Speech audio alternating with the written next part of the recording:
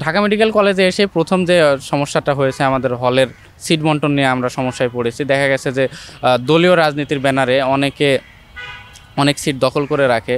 অনেক সিনিয়র আছে, তারা হয়তো স্বাস্থ্য মন্ত্রণালয়ের আন্ডারে বিসিএসে 4-5 বছর চাকরি করছে, তারাও ওই বিভিন্ন চিকিৎসক রাজনীতির ব্যানারে এসে আমাদের এখানে হোস্টেলের সিট দখল করে রাখতো।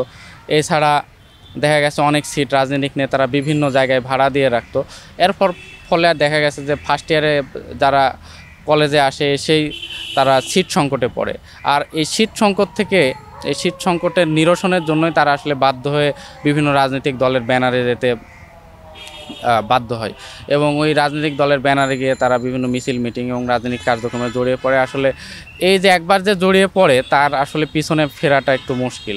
তো যদি হলের সিটের যে সমস্যা আছে, সিট সমস্যা যদি সমাধান হয়ে যায়, তাহলে আমরা যে রাজনীতিমুক্ত, বৈষম্যহীন, সন্ত্রাসমুক্ত যে ক্যাম্পাসের আশা করি, সেই আশাটা বাস্তবায়ন হওয়া খুবই সহজ আমার মনে হয়।